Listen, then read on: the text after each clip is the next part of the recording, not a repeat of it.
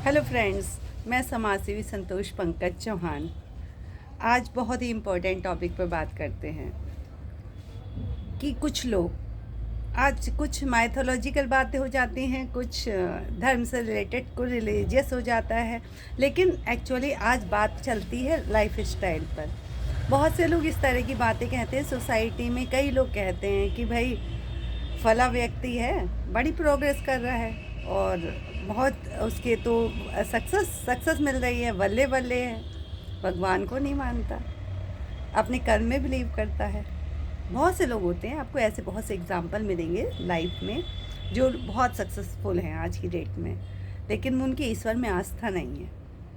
लेकिन कुछ लोग ऐसे मिलेंगे जो बहुत पूजा पाठ करते हैं, बहुत अच्छी तरह से रहते हैं, धर्म का आचरण करते हैं और अपनी संस्कृति को मानते हैं, धार्मिक होते हैं, लेकिन बहुत दुखी होते हैं। इसका कारण तुलसीदास ने जब रामायण लिखी थी तब कह दिया था। अगर आप देखें तो तुलसीदास जी ने क्या कहा था?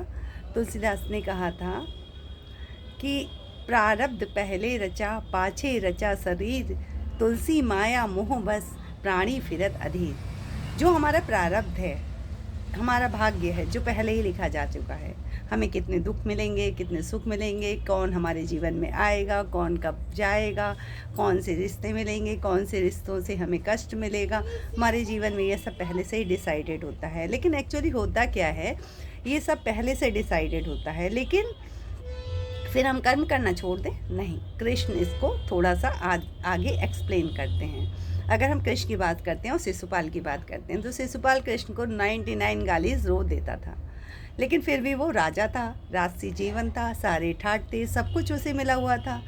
क्यों?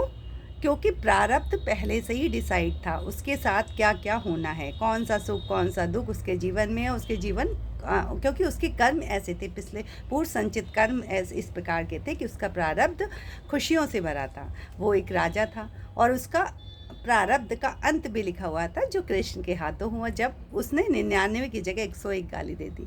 कृष्ण बहुत अच्छे तरह से अर्जुन को समझाते हैं। अगर आप महाभारत देखते हैं तो महाभारत बहुत ही अच्छा प्रसंग है और कृष्ण से अच्छा गुरु कोई नहीं हो सकता, क्योंकि जगत गुरु अगर कोई है तो वो कृष्ण है। कृष्ण कहते हैं अर्जुन से कि हे पार्थ, मैं युद्ध नहीं करूँगा, मैं युद्ध करवाऊँगा, आपके साथ रहूँगा, आपको सहयोग करूँगा, आपका दिशा दूँगा, लेकिन मैं कभी भी युद्ध नहीं करूँगा। तो आप ये मानिए कि आप छोटे इंसान हैं, बड़े इंसान हैं, व्यक्ति हैं, बहुत बड़ी पर्सनैलिटी हैं, या एक कॉमन मैन हैं, लेकिन आपकी ज़िंदगी में अगर युद्ध है तो कृष्ण ज़रूर आएंगे। कृष्ण क्या है? कृष्ण आपके अंदर हैं, आपको मोटिवेट करते हैं, गाइड करते हैं। होता क्या है फ्रेंड, जब हमारा बुरा समय आने वाला होता है तो क्या होता है कि हमारा माइंड्स बहुत तेज़ी से चलना शुरू हो जाता है। हम क्या होते हैं, बहुत होशियार हो जाते हैं, चालाकियाँ करते हैं, हमारा राहु एक्टिवेट हो जाता है और हम उल्टे उल्टे काम करना शुरू कर देते हैं। और जिसका परिणाम क्या होता है, अंत में क्या होता है, हमें दुख भोगने पड़ते हैं और भयंकर दुख पीड़ा से गुजरना पड़ता है। लेकिन जब भी आपके ज़िंदगी में इस तरह की सिचुएशंस आती है तो आपके मन में कृष्ण आते हैं और आपसे कहते हैं ये ठीक नहीं है। लेकिन होता क्या है कि हम अपने मन की बात को छोड़ देते हैं और दिमाग की बात सुन लेते हैं और हम बढ़ जाते हैं। तो ये चीज़ तो आप याद रखिए कि जब भी आपके जीवन में युद्ध आएगा, कृष्ण जरूर आएंगे, लेकिन वो युद्ध आपका धर्म के साथ होना चाहिए। अगर आप अधर्म के साथ होंगे तो कृष्ण आपके विपक्ष में आपको खड़े हुए मिलेंगे, तब आपको कोई सहायक नहीं होगा और आपको लगेगा अरे मैंने तो बहुत अच्छा किया, बट मेरे साथ तो गलत हो रहा है, बहुत बुरा हो रहा है। क्योंकि किसी को भी कभी भी इतनी ही तकलीफ़ हमें देनी चाहिए कि जिस दिन उन तकलीफ़ों को हमें भुगतना पड़े तो हम एक हल्की सी आह से उसे निकाल पाएँ।